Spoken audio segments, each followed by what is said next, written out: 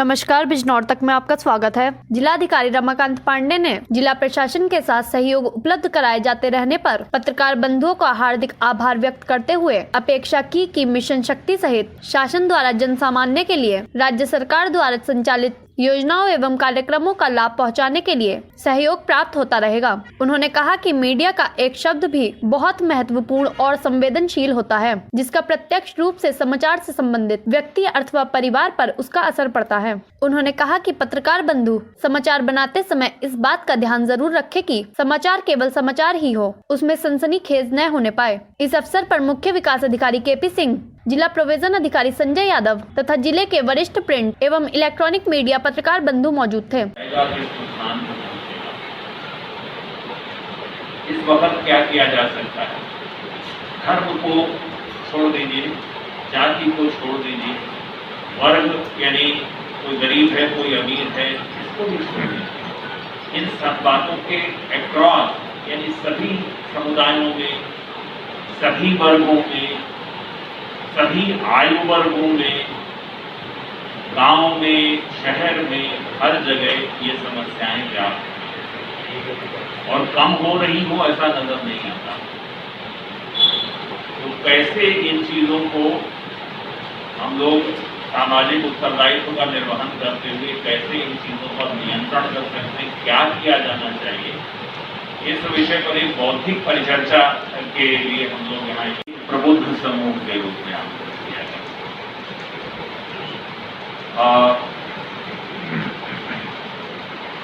हमारी जिम्मेदारियां अपनी प्रोफेशनल तो होती ही हैं, जो भी हम जिस व्यवसाय में हैं उसमें अपना काम करते हैं। कार्यक्रम को इन शब्दों को पे मत जाएं। हम देखें कि हमारे अपने आसपास महिलाओं के लिए, बेटियों के लिए, बहनों के लिए क्या माहौल है और एक प्रबुद्ध व्यक्ति के रूप में हम इसका अंदाजा करें कि यदि इस पर बहुत जल्दी समाज में कोई सही निर्णय नहीं लिया है, हमारा एक्सपोजर समाज की समस्याओं के प्रति जितना होता है उतना सामान्य व्यक्ति का नहीं। हम बहुत सारी चीजें सीखते हैं, देखते हैं, जानते हैं जो सामान्य व्यक्ति नहीं जानता और अपनी परिस्थिति की वजह से, अपनी स्टेटस की वजह से, परिस्थिति की वजह से हमारी बात में दम होता है। हम जो कहते हैं लोग उसे सुनते समझते हैं और उस पर विश्वास करते हैं।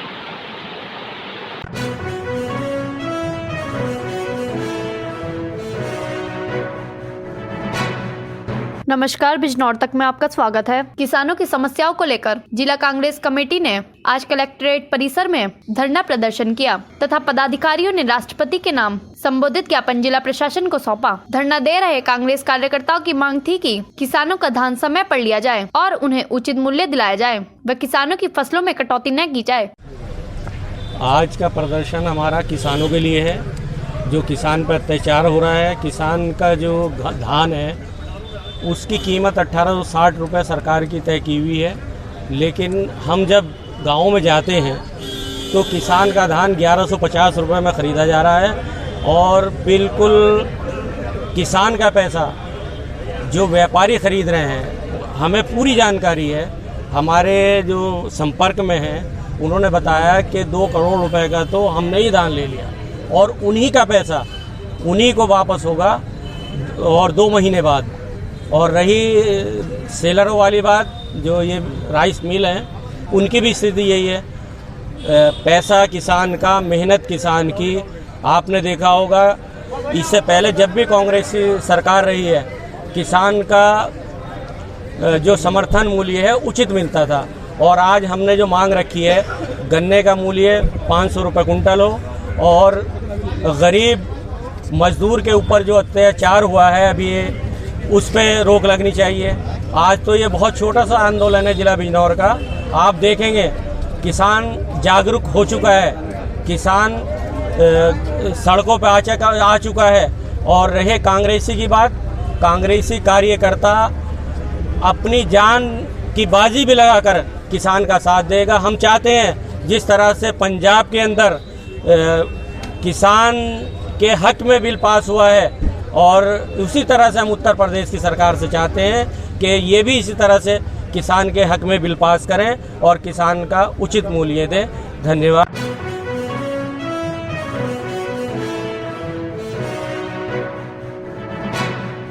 नमस्कार, बिजनौर तक में आपका स्वागत है। किसानों द्वारा जलाए जा रहे फसलों के अवशेष को लेकर अब बिजनौर प्रशासन ने अपनी कमर कस ली है। हरियाणा सरकार द्वारा फसलों के अवशेष प्रबंधन को लेकर चलाई गई मुहिम पर अब बिजनौर प्रशासन भी चल पड़ा है। जनपद के किसानों को सख्त चेतावनी दी गई है कि किसी भी किसान ने फसलों के अवशेष को जलाया तो उस पर कार्यवाही की जाएगी। लगातार बिजनौर प्रशासन इस मुहिम पर काम कर रहा है। उधर कृषि विज्ञानियों ने भी लोगों से अपील करनी शुरू कर दी है। दरअसल किसानों द्वारा जलाए जा रहे फसलों के अवशेष से हो रहे प्रदूषण को देखते हुए हरियाणा सरकार ने सख्त कदम उठाए थे, तो वहीं अब उत्तर प्रदेश की सरकार भी सख्ती बरत रही है। एक तरफ बिजनौर डीएम रमाकांत पांडे ने सभी किसानों को चेताया कि कोई भी किसान फसलों के अवशेष न जलाए, अन्यथा उस पर कार्यवाही की जाएगी। बिजनौर के कृषि विज्ञान केंद्र नगीना में तैनात कृषि वैज्ञानिक नरेंद्र सिंह ने लोगों से अपील की है कि फसलों के अवशेष को न जलाएं। वैज्ञानिक नरेंद्र सिंह ने फसलों के अवशेष जलाने से मिट्टी के होने वाले नुकसान से भी अवगत कराया है। नरेंद्र सिंह ने बताया कि फसलों के अवशेष जलाने के कारण मिट्टी में 3 तरह के गुण बिल्कुल खत्म हो जाते हैं: रासायनिक गुण, जैविक गुण एवं भौतिक गुण। फसलों के अवशेष जलने से पूरी तरह खत्म हो जाते हैं। वैज्ञानिक नरेंद्र सिंह ने जानकारी देते हुए बताया कि फसलों के अवशेष न जलाकर उनको खेत में ही नष्ट किया जा सकता है। फीडर मशीन, मल्चर मशीन व सिविल एमबी प्लाउ मशीन द्वारा फसलों के अवशेष को खेत में ही नष्ट किया जा सकता है, जिससे आने वाली फसलों को भी काफी फायदा पहुंचेगा। फिलहाल बिजनौर प्रशासन व कृषि विज्ञान केंद्र में तैनात वैज्ञानिक जनपद के सभी किसानों से फसलों के अवशेष न जलाने की अपील करते नजर आ रहे हैं। ये कंबाइन हार्वेस्टर से जो कटाई हुई है, उसके बाद में जो धान की पराली है ये खेत में पड़ी हुई है, और इसको प्रबंध करने के लिए हमारे पास जो मल्चर मशीन है, हम उससे इसको अच्छे से पूरे खेत में मिक्स कर देते हैं, या हमारे पास श्रेडर मशीन भी है, हम श्रेडर का इस्तेमाल कर भी इसको प्रबंध कर सकते हैं। इसके बाद में यदि आवश्यकता पड़ती है तो एमबी प्लाव से जुताई करके भी हम इसका प्रबंधन कर सकते हैं। और इसका बड़ा लाभ ये होता है कि मिट्टी के अंदर जो जीवाश्म पदार्थ है, जीवाश्म कार्बन है, वो उसकी मात्रा बढ़ती है, और मिट्टी के जो जैविक गुण हैं उनमें बहुत ही आशातीत वृद्धि होती है। लोग एमबी प्लाव बोलते हैं, और ये कितना भी बड़ा आपके खेत में अवशेष हो उसको पलट करके खेत में ही दबा देता है। ये अपने आप में चाहे धान की पराली हो या गन्ने की पत्ती हो या कोई और अवशेष हो, उसको प्रबंध करने के लिए बहुत ही अच्छा काम करता है। ये मशीन मल्चर इसको बोलते हैं, और इसके अंदर एक रोटर लगा हुआ है अंदर। ये गन्ने की पत्ती को भी मैनेज कर देता है और धान की पराली को भी मैनेज करता है। ये दोनों के लिए बहुत ही उपयुक्त मशीन है। और ये जो धान की पराली है उसको प्रबंधन करने के लिए बहुत ही अच्छी मशीन है। इसके अंदर ये ब्लेड्स लगे होते हैं, और जो कंबाइन से जो बड़े बड़े ठूंठ रह जाते हैं उसको काट करके छोटे छोटे टुकड़ों में पूरे खेत में बखेर देते हैं। किसान भाइयों नमस्कार। इस समय धान की कटाई का कार्य बहुत तेज़ी से चल रहा है, और साथ साथ में गन्ने की कटाई भी शुरू हो चुकी है। इस समय बहुत ही महत्वपूर्ण यह है कि कुछ किसान भाई धान काट करके जब गेहूँ बोते हैं और कंबाइन के माध्यम से जब धान की कटाई करवाते हैं, तो उसमें क्या होता है कि कंबाइन बड़े बड़े तो ठूंठ छोड़ देती है और कुछ मोटा मोटा पराल पीछे निकाल देती है। इस परिस्थिति में क्या होता है कि किसान भाइयों को उसका प्रबंधन करने के लिए आग लगाना सबसे सुविधाजनक महसूस होता है, लेकिन किसान भाइयों ये बहुत ही गलत प्रक्रिया है। इससे कई प्रकार के नुकसान होते हैं। पहला तो आपकी मिट्टी के जो गुण हैं, भौतिक गुण, रासायनिक गुण, जैविक गुण, जो सबसे ज़्यादा महत्वपूर्ण होते हैं जैविक गुण, वो प्रभावित हो जाते हैं। दूसरा प्रदूषण होता है, इसमें कोई संदेह की बात नहीं है। तीसरा जो हमारा अवशेष है, चाहे वो पराली का हो चाहे गन्ने की पत्ती के रूप में हो, यदि हम उसको जलाते हैं तो जो पौधा अवशोषित करके उस अवशेष में पोषक तत्वों को छोड़ देता है वो जल करके सब नष्ट हो जाते हैं। तो पोषक तत्वों का जैसे नाइट्रोजन, फास्फोरस, पोटेशियम, सल्फर, इन सब का नुकसान होता है। मिट्टी के जैविक गुणों का नुकसान होता है, प्रदूषण होता है। ये सब ना हो इसके लिए आवश्यक है कि आप फसल अवशेषों का प्रबंधन इस प्रकार से करें कि आपको जलाना ना पड़े। बात आती है कि फिर किसान भाई क्या करें। जब हम कंबाइन हार्वेस्टर से कटाई करवा रहे हैं तो हमको ध्यान रखना चाहिए कि हम ऐसी कंबाइन का प्रयोग करें जिसमें सुपर एसएमएस सिस्टम लगा हो। एसएमएस का मतलब है एक्स्ट्रा मैनेजमेंट सिस्टम। उस प्रकार की कंबाइन से हार्वेस्टिंग करवाएं आप, तो वो पराली को जो मोटा मोटा पीछे निकल जाता है उसको ढेर नहीं बनाएगी, छोटे छोटे टुकड़ों में काट करके पूरे खेत में एक समान पखेड़ती चलेगी। उससे आपको खेत की जुताई करने में या अन्य शस्य क्रियाओं को करने में कोई असुविधा नहीं होगी। यदि इसके बाद भी आपके पास ये कंबाइन नहीं है, तब आप जो श्रेडर आता है, आप उस श्रेडर का इस्तेमाल कर सकते हैं, मल्चर मशीन का प्रयोग कर सकते हैं।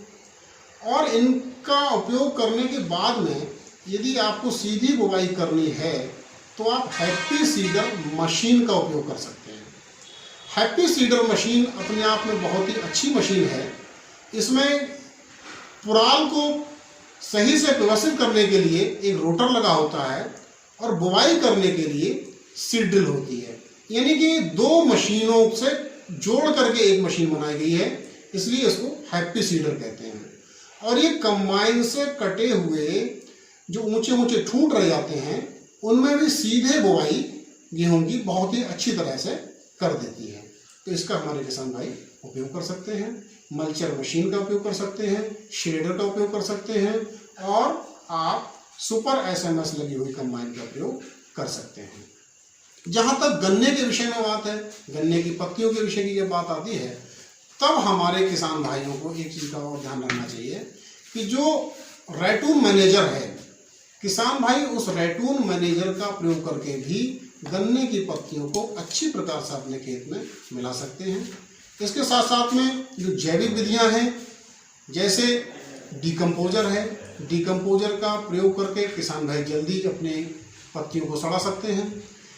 या डिकम्पोजर आपके पास नहीं है, डिकम्पोजर वैसे तो बहुत आसान है, इसको जो राष्ट्रीय जैविक कृषि केंद्र है गाजियाबाद में उसने बनाया है।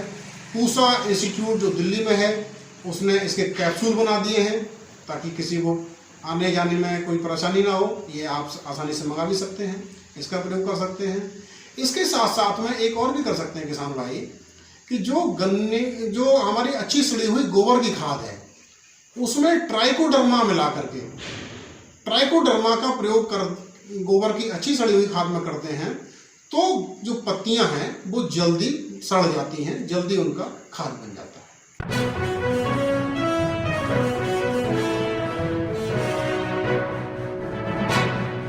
नमस्कार, बिजनौर तक में आपका स्वागत है। श्री कृष्ण गौशाला में संरक्षक सदस्य रेणुका ने वर्तमान गौशाला अध्यक्ष अलका लाहोटी पर गुमराह करने व गौशाला की जमीन बेचने का आरोप लगाते हुए जिलाधिकारी को शिकायती पत्र देकर कार्यवाही की मांग की। श्रीमती रेणुका ने कहा कि वर्तमान गौशाला अध्यक्ष अलका लाहोटी की मनमानी के चलते गौशाला पर ताला लगा दिया जाता है, जो सरासर गलत है। उन्होंने बताया कि गौशाला सामाजिक है, यहाँ किसी के आने जाने पर कोई प्रतिबंध नहीं लगाया जा सकता। इतना ही नहीं, जब उन्होंने गौशाला कमेटी मीटिंग के संबंध में जानकारी की तो पता चला कि कई माह से कमेटी की कोई मीटिंग नहीं हुई। गायों के संबंध में उन्होंने जब गौशाला मैनेजर से पूछा और मौके पर जाकर देखा तो गायों की संख्या भी मैनेजर के बताई गई गायों से कम निकली।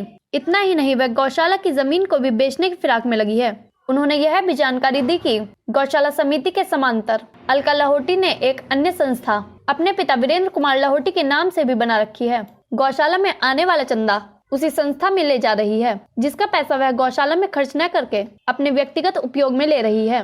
उन्होंने कहा कि इस प्रकार वह गौशाला के लिए आय चंदा अपने व्यक्तिगत खर्च में लेकर जनता की भावनाओं से खिलवाड़ कर रही है। आरोप है कि उन्होंने उपरोक्त विषय पर बात करनी चाहिए तो अलका लाहोटी ने मेरे साथ न केवल अभद्रता की बल्कि अपशब्दों का प्रयोग करते हुए जान से मारने की भी धमकी दी। मामला बता रही हैं, ये क्या है पूरा? ये फाउंडेशन है श्री वीरेंद्र कुमार लाहोटी फाउंडेशन। ये श्रीमती अलका लाहोटी जो श्री कृष्ण गौशाला कमेटी में अध्यक्षा हैं, उनके पिता के नाम की है। गौशाला का सारा फंड, गौशाला के नाम पे फंड जो आता है वो इस फाउंडेशन में आता है, ना कि गौशाला के अकाउंट में। ये बहुत गंभीर समस्या है और इस पर मैं पूरी इन्वेस्टिगेशन चाहती हूँ। इसमें योगी आदित्यनाथ जी को हमने ज्ञापन दिया था और क्योंकि गाय के प्रति उनकी बहुत आस्था है, मुझे पूरा यकीन है योगी जी इस पर एक्शन लेंगे। ऐसी गौशाला, हमें गौशालाओं में मालिक नहीं सेवक की ज़रूरत है। तो यहाँ पे गौशाला में घोटाला ना हो, इसकी जांच के लिए हम डीएम साहब से मिले। संरक्षक हूँ। ये एक सोसाइटी है जो कि सामाजिक एक गौशाला है। यहाँ से धर्मार्थ और परमार्थ के काम होने थे, लेकिन पिछले कुछ समय से जो इस गौशाला की कमेटी की अध्यक्ष महोदय हैं श्रीमती अलका लाहौटी जी, उनके द्वारा इस गौशाला का पूर्णतः निजीकरण किया जा रहा है। और हमें सूचना ऐसी मिली है कि गौशाला की कुछ ज़मीन बेची भी जा रही है। तो क्योंकि मैं संरक्षक हूँ और मुझे यहाँ पे कंप्लेन मिली, तो मैं यहाँ पे देखने आई। अलका जी ने मुझे बहुत सारी चीज़ों में गलतफहमी में रखा, मेरे से झूठ बोला गया। यहाँ आके जब मैंने स्वयं देखा, क्योंकि मैं यहाँ पे 1.5 साल रही हूँ इस गौशाला में खड़ा करने में, मैंने पूर्ण योगदान दिया है। मैंने जब स्वयं देखा यहाँ पे, तो देखा कि गायों की संख्या लगातार कम हो रही है और कमेटी की मीटिंग समय पे नहीं ली जाती है। कमेटी के लोगों को गौशाला में एंट्री नहीं दी जाती है, ताला लगा के रखा जाता है। ये एक सामाजिक सोसाइटी है, सामाजिक गौशाला है, इसमें कोई भी आ सकता है, लेकिन इस पे ताला लगा के रखा जाता है। सोसाइटी बाहर के लोगों को अंदर एंट्री नहीं है। वहाँ का जो मंदिर है उसमें पूजा नहीं होती है। तो ये अजीब सा एक मुझे सिचुएशन यहाँ देखने को मिली। ऑन द स्पॉट जब मैं वहाँ पहुँची हूँ, तो मैंने मैनेजर से पूछा कि यहाँ पे कितनी गायें हैं, तो उसने कहा 141 गायें हैं। तो मैंने स्वयं से गायें की संख्या गिनी मैनेजर को साथ लेके, तो 92 संख्या निकली। तो सोचिए, मैनेजर कह कुछ हो रहा है लेकिन ऑन द स्पॉट संख्या कुछ और है। फिर कमेटी के कुछ लोगों से बात की, अलका जी से बात की, क्योंकि संरक्षक हूँ मैं, मीटिंग बुलाने के लिए मैंने कहा कि हम कुछ प्रश्नों के उत्तर चाहते हैं और गौशाला की उन्नति ठीक प्रकार से हो, एक मीटिंग रखते हैं। लेकिन अध्यक्ष महोदय ने इस मीटिंग को असंवैधानिक कहते हुए खारिज कर दिया। लेकिन हम सब ने कमेटी के और लोगों को साथ लेकर मीटिंग की और कुछ प्रस्ताव जो गौशाला की उन्नति के लिए थे, हम लोगों ने वो पारित किए। तो अलका लाहौटी जी को बड़ी समस्या हुई है। उन्होंने मुझे जान से मारने की धमकी दी, मेरे चरित्र हनन करने की कोशिश की और लगातार धमकियां दी जा रही हैं और मुझे गौशाला और बिजनौर से भाग जाने के लिए कहा जा रहा है। मैम, वहाँ डिग्री कॉलेज है, उसको उसकी मान्यता के बारे में बताएंगे? जी, श्री कृष्ण गोपाल नाम से वहाँ पे डिग्री कॉलेज था। उसकी मान्यता अब रद्द कर दी गई है, लेकिन कब्ज़ा अभी उन्हीं का है। लेकिन गौशाला की ज़मीन पे किसी भी प्रकार का अनाधिकृत कब्ज़ा हम नहीं होने देंगे, तो उन्हें वो खाली करनी पड़ेगी। अच्छा, आप डीएम साहब से मिले हैं, डीएम साहब ने क्या आश्वासन दिया है? डीएम साहब ने कहा है जितना हमसे बन पड़ेगा हम करेंगे, और ये जो चीज़ें गलत हो रही हैं हम अपने संज्ञान में लेते हैं और हम इस पर कार्रवाई करेंगे।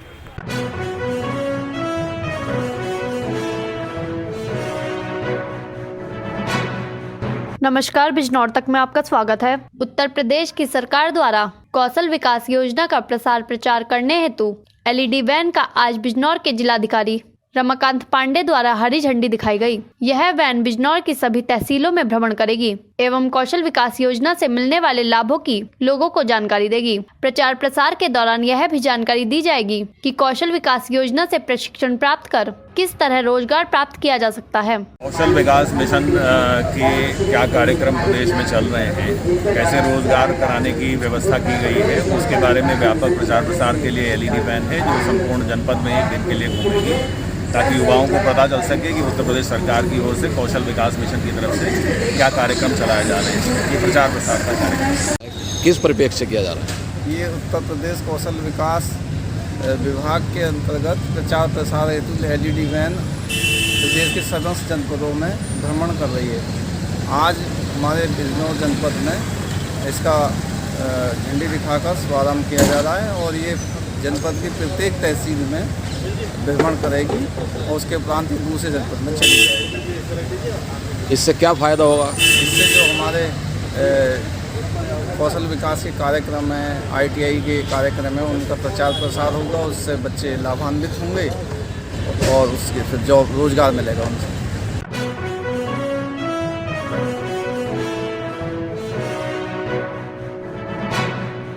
नमस्कार, बिजनौर तक में आपका स्वागत है। नगर में चल रही श्री रामलीला में छठे दिन शूर्पणखा की नाक कटने, खरदूषण वध व सीताहरण लीला का मंचन किया गया, जिसे देख दर्शक भावुक हो उठे। कलाकारों की कला का प्रदर्शन देख दर्शक तालियां बजाने पर मजबूर हो उठे, तो कई दर्शकों की आंखों से आंसू निकल आए। पंचवटी में शूर्पणखा घूमते हुए पहुंचती हैं। वह राम लक्ष्मण के समक्ष विवाह का प्रस्ताव रखती हैं, लेकिन श्री राम उसके छल कपट को पहचानकर अनुज लक्ष्मण के पास भेज देते हैं। लक्ष्मण के विवाह से इनकार करने पर वह क्रोधित होकर अपने असली राक्षसी रूप में प्रकट हो जाती है। श्री राम का संकेत पाते ही लक्ष्मण ने उसके नाक कान काट दिए। नाक कान कटने के बाद वह खरदूषण के पास जाती है। खरदूषण राम लक्ष्मण से युद्ध करने आते हैं और दोनों ही मारे जाते हैं। इस पर शूर्पणखा रोते हुए रावण के पास पहुंचती है और कहती है, अरे मूढ़, मदपान कर सोता है दिन रात, शत्रु शीश पर आ गया है, नहीं तुझे क्या ज्ञात। इसके बाद शूर्पणखा पूरा वृत्तांत रावण को बताती है, खरदूषण के वध के बारे में भी बताती है। तब रावण शूर्पणखा के अपमान का बदला सीताहरण करके लेने को कहता है।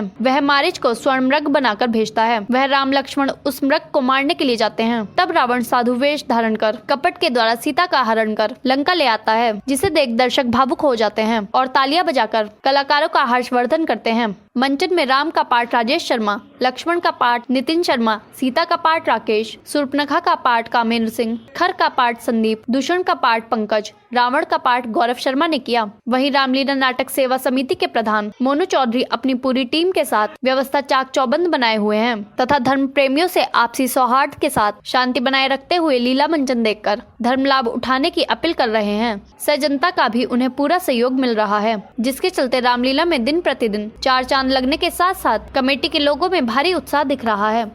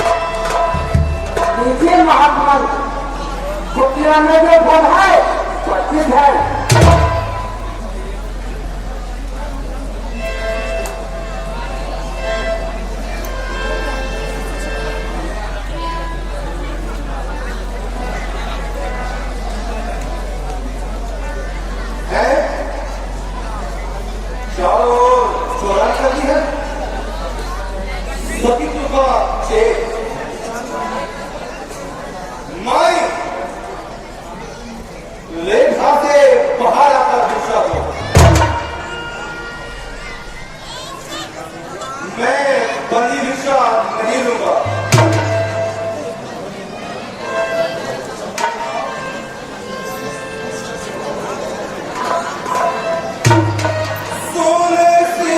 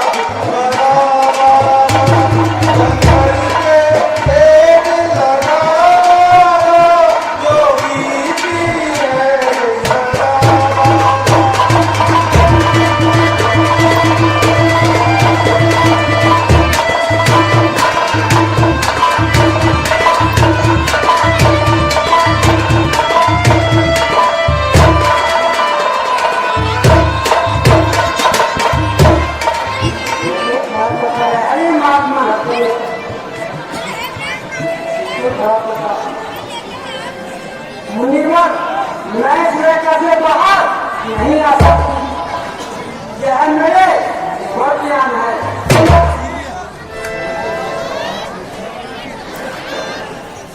जो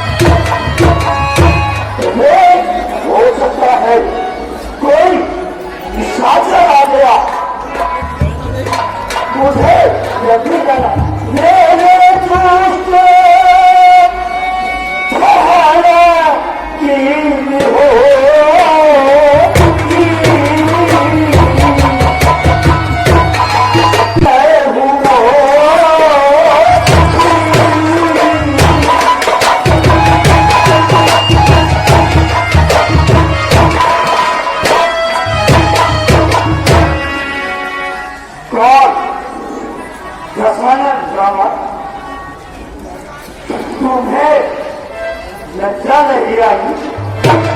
इतनी नानी को देखकर उस पर अत्याचार कर रहे हो। मेरे होते हुए तुम ये कदापि नहीं कर सकते।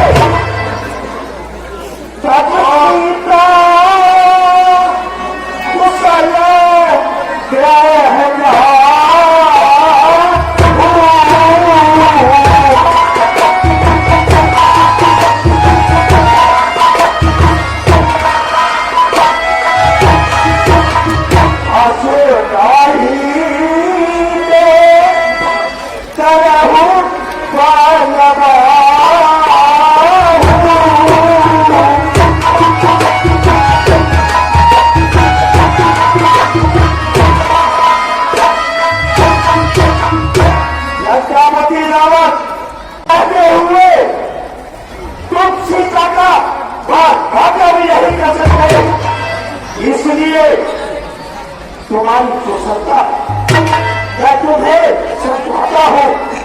कि सीता को छोड़कर कुशलता पूर्वक अपने घर चले जाओ, अन्यथा मृत्यु तुम्हारे सामने खड़ी आए।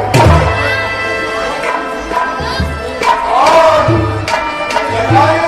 हाँ, जगाइए सीता का संरक्षक अर्थात उसके पिता सवाल उस दिन और संसार में गिरेगा। क्या कहा? और कुछ दिन संसार में जगाइए गिरेगा। लगता है बच्चे तुम्हारी मृत्यु तुम्हें यहाँ से लगता है तेरा जीवन से मन भाग पाए।